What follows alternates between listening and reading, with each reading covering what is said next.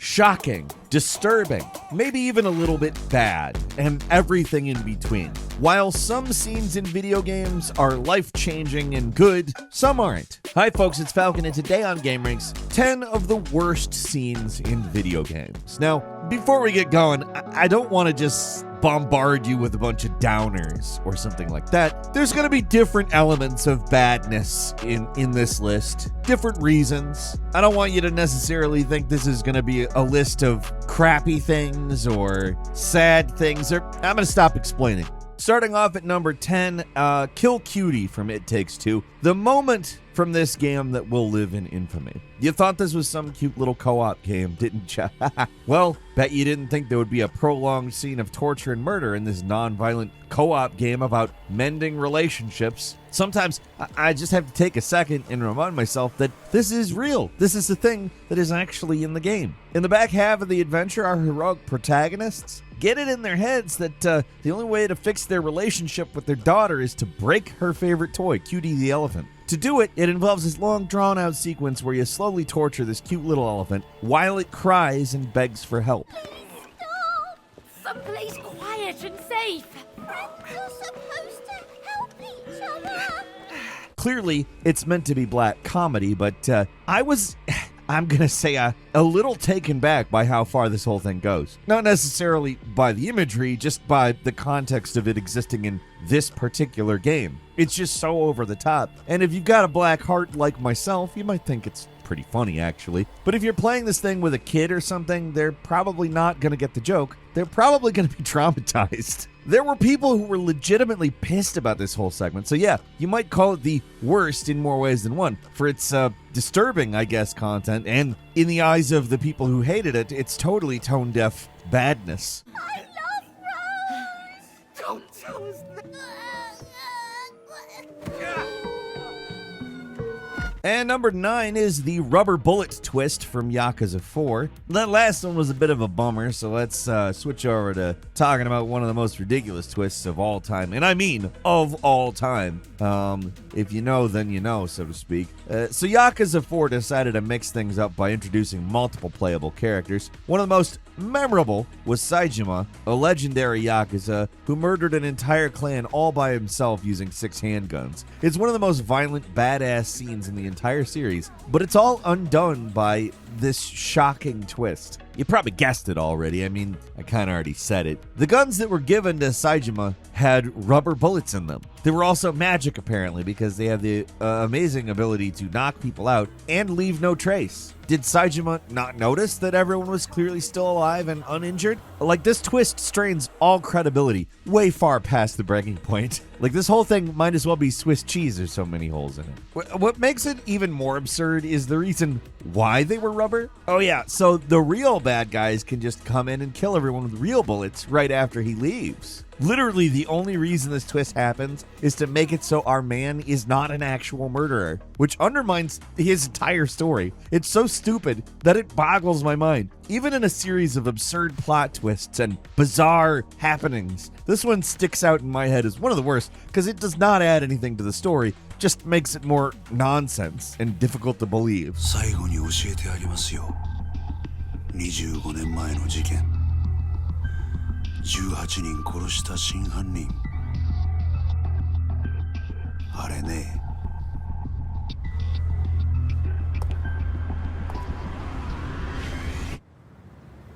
俺なんだよ。何? And number 8 is Call of Duty Ghosts' surprise twist ending. Speaking of absurd twists, this one's pretty impressive. All it takes to ruin an otherwise decent campaign is one poorly judged twist. And this thing isn't more than a few minutes long and invalidates anything that came before it, which is impressive. Like I said, it's dark. I'll give you that. At the end of the game, you stop the bad guy's plans, shoot your rival Rourke, the guy who looks like Mickey Rourke, very creative, and save the day, right? Well, it all seems that way at least. Smash cut to the beach, and plot twist, Rourke is apparently a Terminator. Because seriously, you shoot him square in the chest and he fell into the ocean, and if he were actually human, he'd be dead twice over at this point. But no, he's somehow still alive. Not just that, he's able to overpower Logan and drag him away.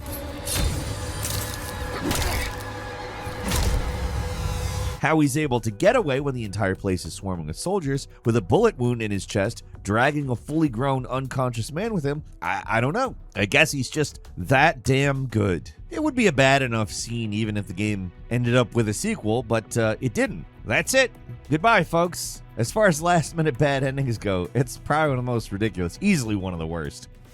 And number 7 is Suicide Squad Kill the Justice League, the death of Batman. Kind of feels like kicking a guy while they're down, but yeah, this game's got to go on the list. It's got too many shocking moments not to.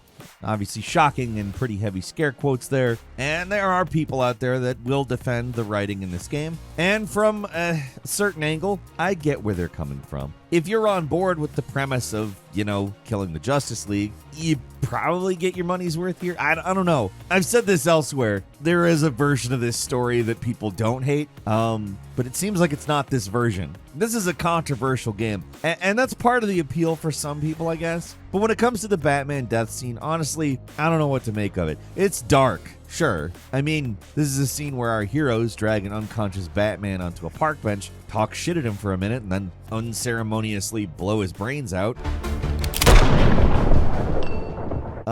For what is supposed to be a fun game, this scene is a bummer. And it's played that way. They're not playing for comedy, which, I mean, on some level is good. The more I try to unpack it, the more confused I get. I mean, are we supposed to be sad here? Yeah, it sucks that you kill Batman, but he's evil and brainwashed. On the other hand, he's an iconic character that's meant to be the same one we played as in the Arkham games, a legit human wrecking ball, and seeing him get taken out by these 4 goofs feels unearned and not very satisfying. I've said this elsewhere talking about this game. There's probably a version of this game's story and various plot beats that are even the controversial ones that people would like. It's not this one. I don't honestly know exactly how to feel about this other than I don't like it. So let's move on.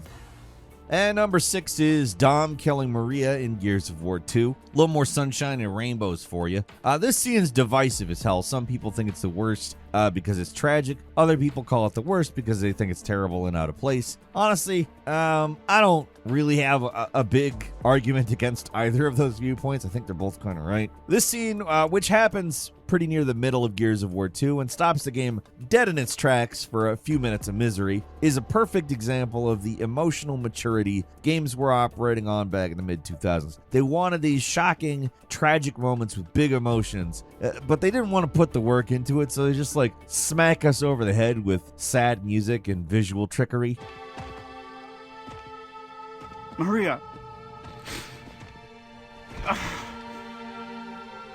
This is Gears of War, guys. The game with the giant cartoon meatheads shouting cliches at each other. So people, a lot of people anyway, just aren't able to take moments like this seriously. Some games have managed to thread that needle, but it ain't Gears of War. These are fun games, but there's not a lot of people playing them for the story. Dom.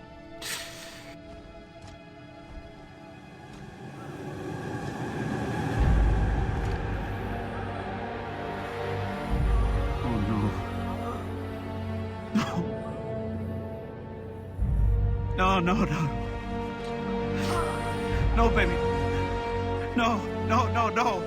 And number 5 is Metroid Other M. No final area for you. I don't know how else to put it. This scene, it's something. On the scale between shocking and frustrating, I think it leans hard into the latter, because I don't know what they were thinking with this. Metroid Prime Other M remains a black sheep in the Metroid series, and for good reason. The actual gameplay is fun in a sort of brainless way. It controls well, but the story is pretty painful, and there's a lot of it. So much of it.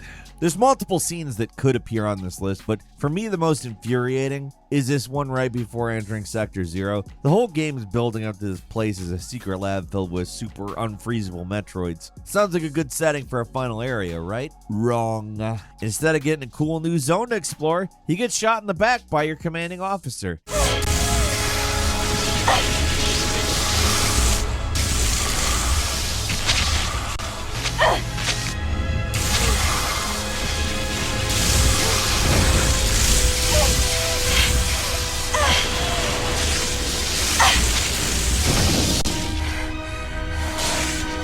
the same guy who spends the entire game infantilizing Samus and generally just being boring and annoying. He doesn't even reveal himself to be a secret bad guy or anything. He just stops you from entering Sector 0, goes in himself, blows the place up while Samus sits there like a total chump. That's what people play video games for, right? To have some other person do your job for you? Yeah, whatever. I guess at least this guy's stupid sacrifice made the game shorter.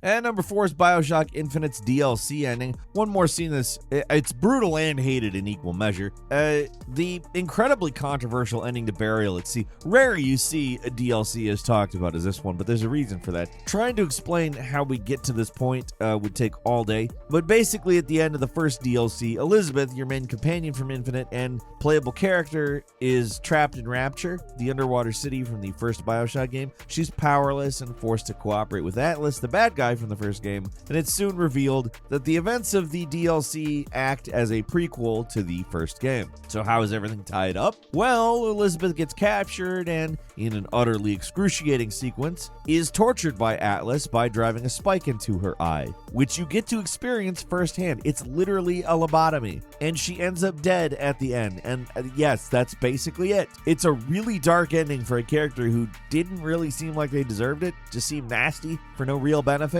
especially because none of it really needed to happen. It doesn't change what we know about the story of BioShock. It just feels like a lot of fan service or anti-fan service. I don't really know what to classify that. It's one of those things, though. I don't know why they ended it like this.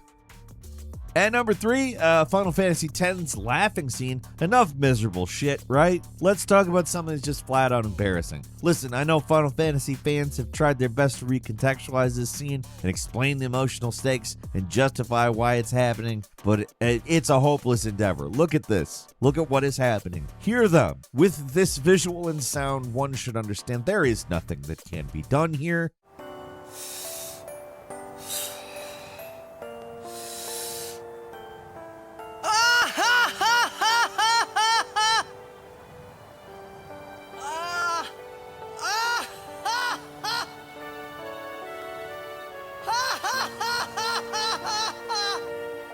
You probably shouldn't laugh anymore. It is just an embarrassing scene. There is no way around it. Hey, you know what I'm talking about. It's the part in Luca where Titus and Yuna talk about their individual hardships, and then they start laughing. Yes, the laughing is supposed to sound fake and artificial. They're supposed to be pushing themselves to laugh through the pain.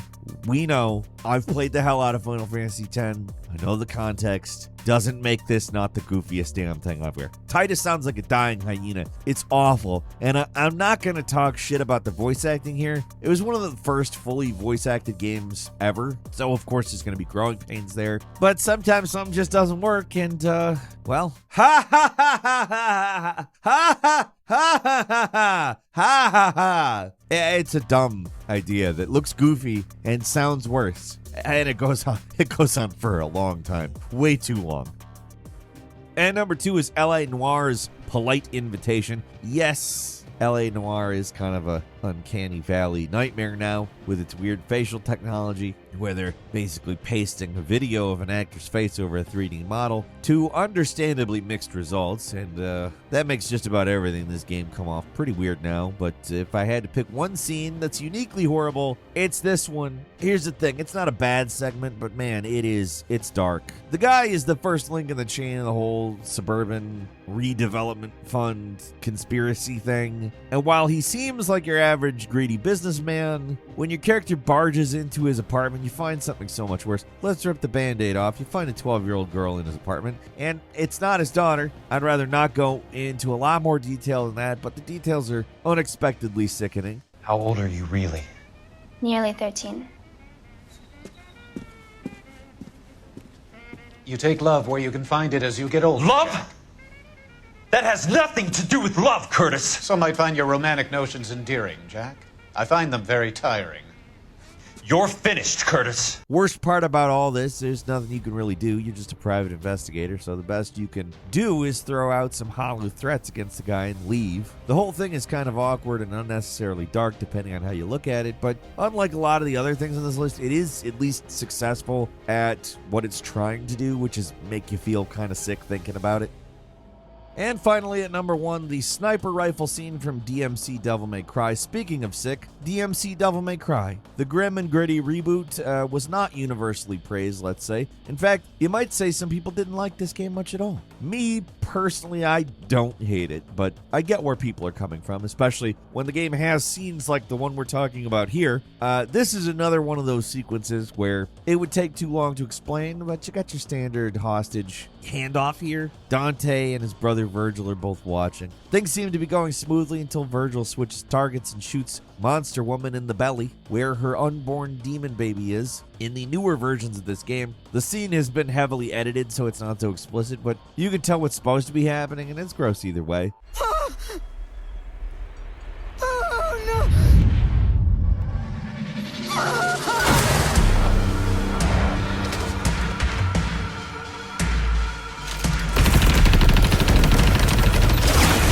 This is what Devil May Cry really needed. Sniper rifle abortions. I mean, it doesn't actually work. You have to fight the demon baby afterwards. But, you know, there it is. It's a scene that's horrible in just about every way. It's tasteless, disturbing, kind of embarrassing, and it's also not really done well, let's say. I'd hate to call this scene perfect at anything, but as the number 1 on this list, it might be just that. I can't think of anything better. How about you? What do you think? Leave us a comment, let us know. If you like this video, click like. If you're not subscribed, now's a great time to do so. We upload brand new videos every day of the week. Best way to see them first is, of course, a subscription, so click subscribe. Don't forget to enable notifications, and as always, thank you very much for watching this video. I'm Falcon. You can follow me on Twitter, Falcon Hero. We'll see you next time, right here on GameRanks.